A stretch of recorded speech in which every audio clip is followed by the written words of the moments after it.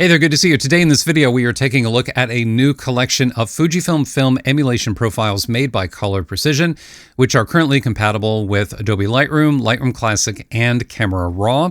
From what I've been told, there is a Capture One version that is forthcoming. It may already be out by the time you watch this video. But these are film emulation profiles created using actual Fujifilm film stock, including Fujifilm C200, Fuji 200 and 400, Natura 1600, NHG 2800, Pro 160S and 400H, Provia 100F, MPS 160, Superior 400, and Velvia 50. And these Fujifilm film emulations are compatible with digital raw images captured using all the different major camera brands that are out there: Canon, Sony, Nikon, Fuji, Leica. There's also iPhone versions that have been included for iPhone RAW and Pro RAW files as well, if you want to use film emulation with raw images from your smartphone. Separately, in case you're curious to know, Color Precision also offers a Kodak collection of film emulation profiles as well, that one including heavy hitters like Ektar, Portra,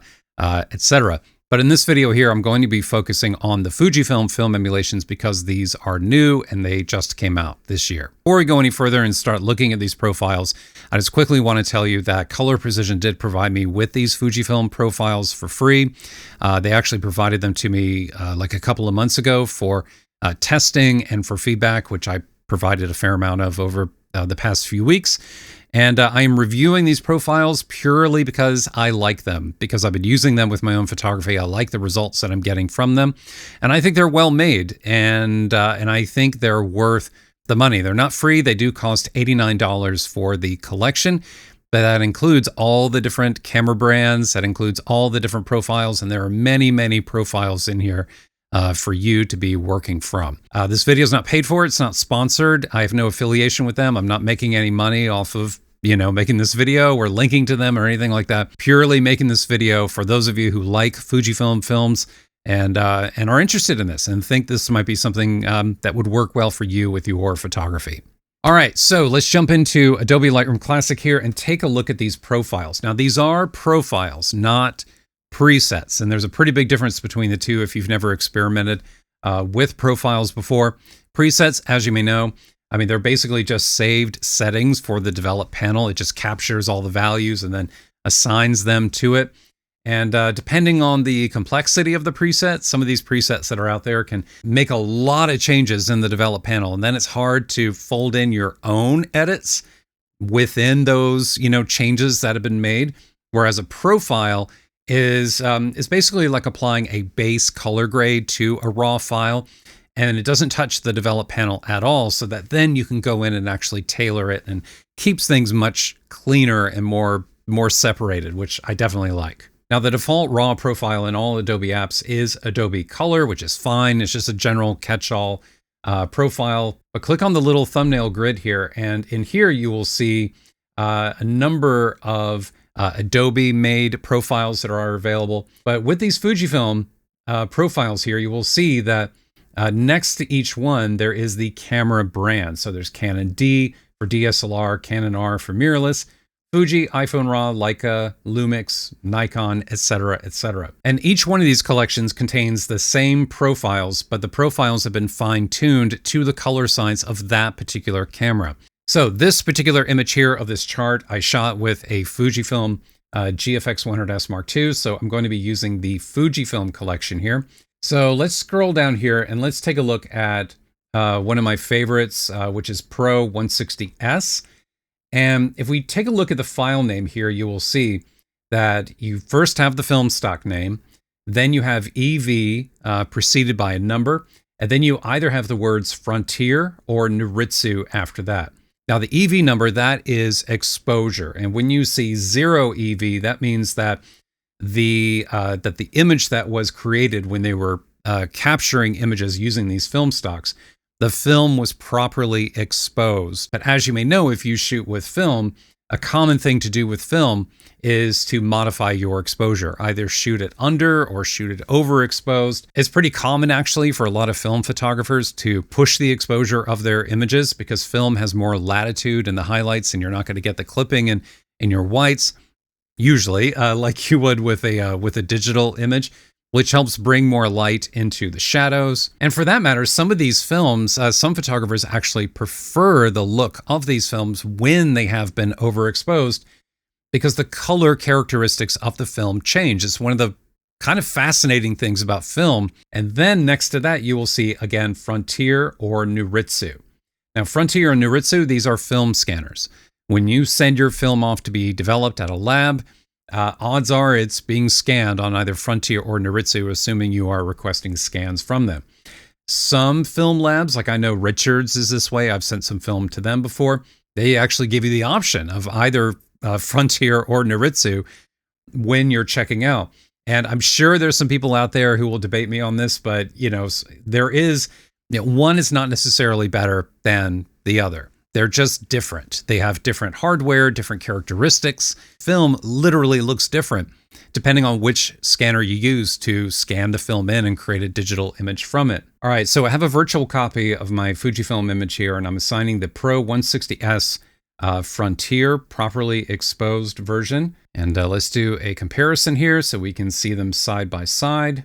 And what you'll notice here by looking at these profiles, let me try to make this a little bit larger here. What you'll notice here is that there are some definite color differences between these profiles. Adobe Color, as I said before, is a very general, very almost like neutral profile. It is, designed to be compatible with a variety of cameras, and it's not really designed to be creating personality in your images. That's it purposely gets out of the way. It just basically gives your image enough help just to make it presentable, and then the rest is up to you to decide what it is you want to do with the image. Whereas the Fujifilm film emulation profile definitely has more of a look, more of a predefined look. And it looks more like color negative film, as you would expect, because the colors are more desaturated compared to the one over here on the left, which just quite frankly looks digital. It looks like a digital image because of the higher chroma of like the yellows and the reds and the blues here.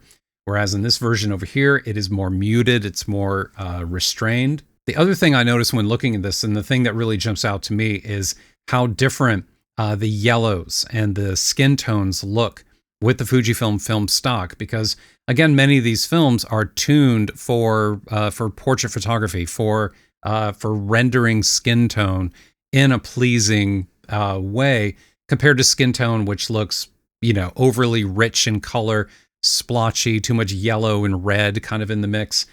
Fujifilm film stocks are kind of known for this type of characteristic where the image is a little bit cooler.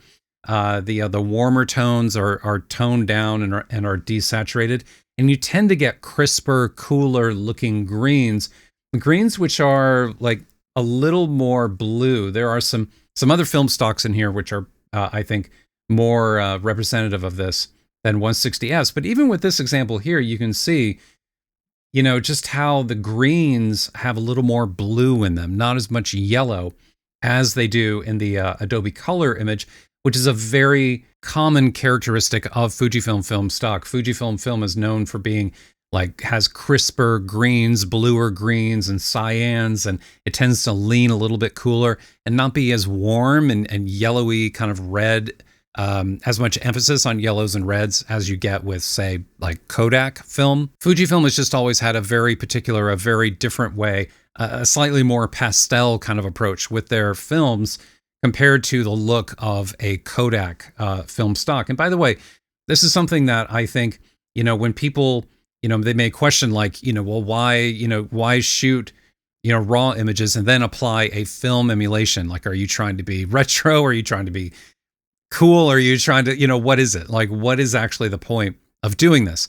Well, from a technical perspective, I think some people could say, well, it's because I'm shooting with film and digital and I want my digital images to match my film images. That is certainly one use case, and not a bad idea, actually, with the rising price of film and with the availability of some of these film stocks, quite honestly. But in my opinion, at least, one of the main benefits and one of the main reasons for using film emulation is because many of these film stocks were created, by these companies, Fujifilm and Kodak, based on user feedback, on testing, on research, based on, what people find to be pleasing when it comes to colors. Like, do they prefer their greens to be more yellowy and kind of warm, or do they like them to look crisper and a little bit bluer?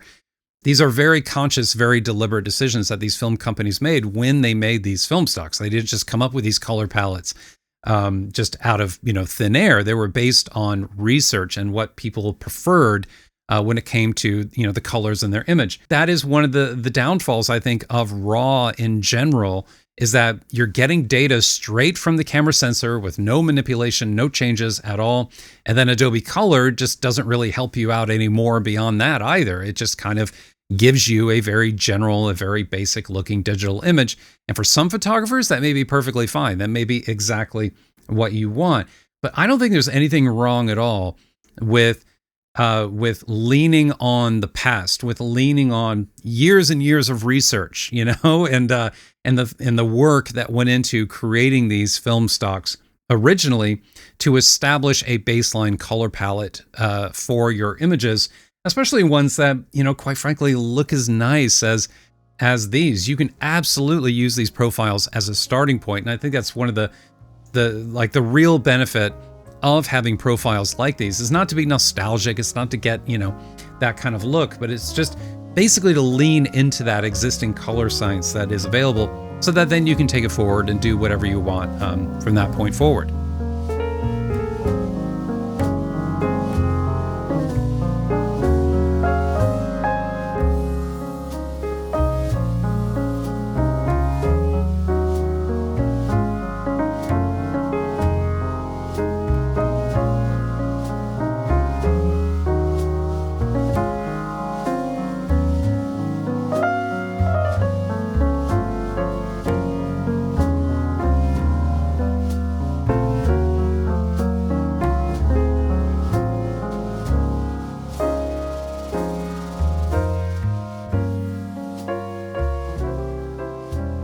As you may know, if you are a Fujifilm user like I am, well, with Fujifilm cameras, they have built-in color modes. Those color modes, they use names like Provia and Velvia, which obviously are, Fujifilm film stocks, but they're not like direct emulations of those films. They're kind of like borrowing the name of those films for these new color modes, which kind of sort of resemble the film stocks, but not really. When you shoot with those color modes, you can create JPEGs in camera, but you can also create raw images as well, and then assign a camera matching profile here in Lightroom to effectively get the same look. So here's Provia standard. Let's do a comparison, look at them side by side.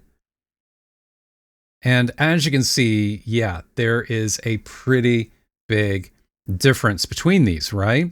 I mean, they're kind of sort of similar, but not really. I mean, if anything, Provia actually looks much closer to Adobe Color than actual Provia film here. And again, I feel like I keep going to this foliage up here, but this just really highlights, I think, the differences between them, because the film emulation definitely has that Fujifilm look that I think people want and they're looking for with their film emulations, whereas this built-in one, this built-in camera matching Provia, it's just not the same. It's totally not the same profile. Now, in addition to shooting this color chart here with my Fujifilm camera, I also use my Canon EOS R5, and so for that I need to come out here to the Canon R collection. Again, these are the same exact profiles. They've just been fine-tuned for this particular camera model. And let's do Fuji Pro 400H Frontier, one of my favorites. Click on that. And then with the Fujifilm RAW file, I'm going to assign it the Fujifilm profile of the same film emulation. On the left is Fujifilm, and on the right over here is the Canon EOS R5 version. And when looking at these side by side, they look mostly the same. I would say they're like, I don't know, probably like around 90 to 95% in the same ballpark, but there are some very slight differences between them. I think mostly in the yellows and the skin tones here. The R5 is just a little bit different. I feel like it has a little bit of green in it compared to the cleaner look of the Fujifilm over here. But anyway, I mean, for all intents and purposes, they are very, very close to one another. So if you are, the type of photographer who is shooting with multiple cameras, different camera brands. This is another use case for having profiles like these, because you can use the same profiles with each in order to effectively camera match your cameras. Now, in case you're curious to know how these film emulations were created, because I think that's kind of a story unto itself. I know I was, interested to know technically how it was accomplished when, a number of these films are long gone. Like, we haven't seen, these boxes of film in quite a while. Well, from what they shared with me and they told me, they acquired anything that was new at retail, obviously, like Fuji 200, 400, Provia, and Velvia. Those were easy to come by, but the other ones were more challenging because they had to acquire those secondhand on the open market. And sometimes the boxes of film were just far too expired. They were just long gone. They hadn't been preserved well, and they were effectively unusable. So they did not create profiles using those. But for the other ones, they did receive good quality boxes that have been stored and kept well, most likely like in a freezer somewhere. And they were able to successfully pull off, well exposed actual film images with good color. And then from there, they also created control images using the variety of cameras that I've been talking about, like Canon, Nikon, Sony, Fuji. They created control raw images using those cameras and then built these profiles to effectively be a bridge between the two, to translate the colors and the look of the raw files from these different cameras to the scanned film that they developed and scanned in. So if you're looking for the Fujifilm look, if you want that look with your digital raw photography, unless Fujifilm has a change of heart, digital emulation is really about the only option that you and I have available to us right now.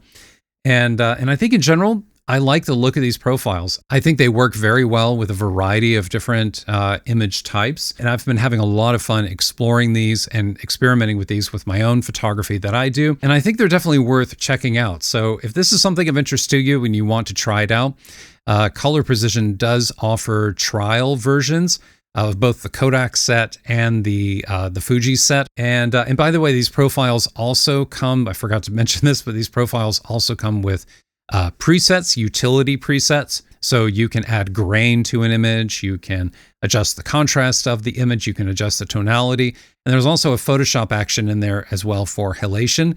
If you want to get some of that crispy magenta glow, like around some of your hot spots, some of your bright highlights in the image, there's an action provided if you really want to take it further and truly try and emulate the look of film. But for me personally, like I said earlier, for me, it really comes down to the color palette and the personality and the character of it.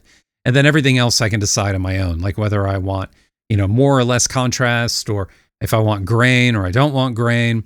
It just opens up like a whole realm of possibilities, really, when you are editing your images. And I like the look of these profiles. I think they do a very good job, and I expect to be using these more, with my own photography moving forward. So if you'd like to check these out, again, I'll put a link down below so you can check them out for yourself, download them, give them a try, and see if they work for you. I appreciate your time and attention. Thanks so much for being here. Thanks to Color Precision for providing me with these profiles. I greatly appreciate it. And hopefully this video was helpful to you. That's it. Thanks so much for being here. I'll see you next time.